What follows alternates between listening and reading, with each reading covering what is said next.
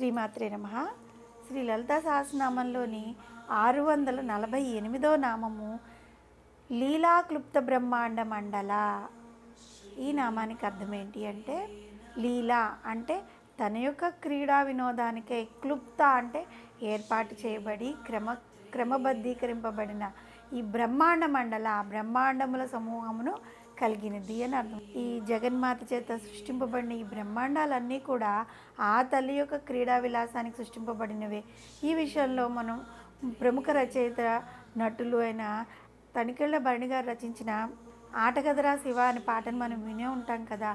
ఒక అద్భుతమైన పాట అన్నమాట అది. ఆ గీతంలో ఆయన శివుడు లేదా అర్ధశరీరిని అయిన శివాని యొక్క లీలల్ని ఎంతో అద్భుతంగా వివరించారు. జననాలు, మరణాలు, జన్మ మరణాల మధ్యలో గల ఈ ప్రయాణాలు, మిన్ను మన్ను ఆ రెండిటి మధ్యలో మనల్ని ఉంచి ఆడించే ఆట, కళ్ళు తెరవడము, కళ్ళు మూయటము, కామదహనము, సయ్యాట అంటూ జగన్మాత పితృలైన పార్వతీ పరమేశ్వరుల క్రీడా విలాసాన్ని ఆయన స్వయంగా గానం చేస్తుంటే, ఆ పాట వింటూ ఉంటే ఎంత తన్మయత్వంలో మునిగిపోతామో కదా. సాధారణంగా ఇంట్లో ఏ పని లేకుండా కూర్చుంటే ఏమీ తోచదు కదా. ఏదో ఒక పనిలోనో, ఆటలోనో, ఏదో ఒక వినోద కాలక్షేపాలతోనో గడపాలని మన మనసు కోరుకుంటూ ఉండడం సహజం కదా. జగన్మాత పితృలైన పార్వతీ పరమేశ్వరులకు కూడా అటువంటి క్రీడ పట్ల మనసు మళ్ళిందనమాట. వారి క్రీడా లీలా విలాసాలకు ప్రత్యక్ష ఉదాహరణలే ఈ సమస్త విశ్వంలోని జరిగే ఈ లీలలన్నీ. చిన్నపిల్లలు బంతులతో ఆటలు ఎలా ఆడుకుంటారో అదేవిధంగా జగన్మాత లలితా త్రిపుర సుందరి ఈ బ్రహ్మాండాలను బంతులుగా సృష్టించి వాటితో తన క్రీడా లీలా విలాసాలన్నీ నిర్వహిస్తూ ఉంటుంది.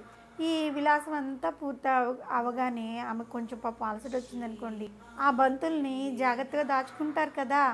అలాగా పిల్లలు ఎలా దాచుకుంటారో అలాగే అమ్మవారు కూడా ఈ సమస్త బ్రహ్మాండాలని తనలో భద్రంగా అమ్మవారు దాచుకుంటుంది. అందుకే వసన్యాది వాగ్దేవతలు జగన్మాతను లీలా క్లుప్త బ్రహ్మాండ మండల అనే నామంతో కీర్తించారు. ఈ లీలా విలాసంతో భాగంగా ఆ తల్లి ఎంతో అనాయాసంగా బ్రహ్మాండాలను సృష్టిస్తూ ఉంటుందన్నమాట. శక్తి సూత్రము దేవీ స్వేచ్ఛచే విశ్వమునకు తనేందే సృష్టించును అని పలికిందనమాట. బ్రహ్మ, విష్ణువు, శివుడు, ఇతర దేవతలు కూడా సృష్టి, స్థితి, నాశనములందు వాళ్ళేమీ సమర్థులు కారనమాట. కానీ జగదంబ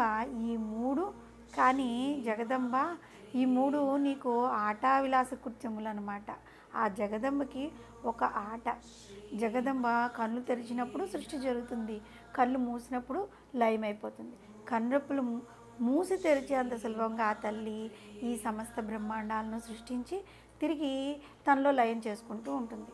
మనం చేసేవి కర్మబంధములైతే ఆ తల్లి చేసేవి లీలలు అన్నమాట, క్రీడా విన్యాసాలు. ఆ శ్రీమాత ఇచ్ఛా మాత్రాన్ననే ఈ బ్రహ్మాండాలు పుట్టుకొస్తున్నాయి, నశించిపోతూ ఉన్నాయి.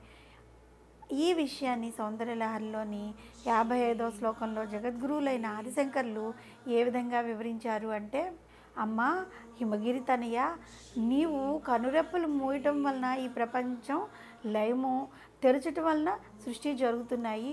అందుకనే నీవు కనురెప్పలు వేయటానికి జంకి నిర్మేష నేత్రంతో ఉన్నావు, అంటే క్రీగంటి చూపుతో ఉన్నావు అని.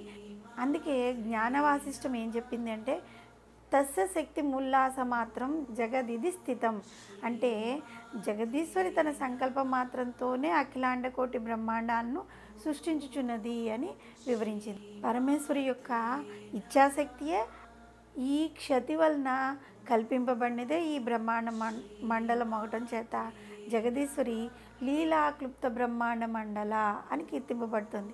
ఆ తల్లి సమస్త బ్రహ్మాండ మండలమును సృష్టించి ఒక క్రమ పద్ధతిలో వాటిని అన్నింటినీ అమర్చి ఒకదానికొకటి అడ్డు రాకుండా ఏర్పాటు చేసింది. అంతే కదా. మనం చెప్పుకుంటూ ఉంటాము, ఈ విశ్వంలో ఎన్ని గ్రహాలు, పాలపుంతలు, నక్షత్రాలు ఏదైనా ఒకదానికొకటి గుద్దుకుంటాయా? గుద్దుకోవు కదా. వాటిని చక్కగా అమర్చింది అమ్మవారు. అది ఆ తల్లి యొక్క ఒక లీల కదా. తన లీలతో ఈ విరాట్ సృష్టిని నిర్మించి దానితో క్రీడిస్తున్న పరదేవత లలితాంబిక, నీకు కోట్లాను కోట్ల నమస్కారాలు అని మనం ఎల్లప్పుడూ అమ్మవారికి కృతజ్ఞతలు తెలుపుకుంటూ ఉండాలి. ఈ విధంగా అమ్మవారు తన క్రీడని జరుపుతూ సృష్టిస్తూ ఉంటుంది, లయం చేసుకుంటూ ఉంటుంది. అలాంటి అమ్మను లీలాక్లుప్త బ్రహ్మాండ మండల అని గనక మనం నామంతో మనస వాచ కర్మణ భక్తితో స్మరిస్తే ఈ బ్రహ్మాండంలో మనం ఎంత నీటి బిందువు, ఒక సముద్రంలోని నీటి బిందువులో 100వ వంతు కూడా ఉండని మన జీవితంలో అమ్మవారి యొక్క అనుగ్రహం కలుగుతుంది. ఆ అమ్మ ఈ లీలలో మనల్ని తీసి తనలో దాచుకుంటుందన్నమాట. తన యొక్క చూపు మన మీద పడిందంటే ఇంతటి ఆ క్రీడలో మనము ఎటు కొట్టుకుపోకుండా అమ్మవారు మనల్ని జాగ్రత్తగా కాపాడుతూ ఉంటుంది. శ్రీమాత్రే నమః.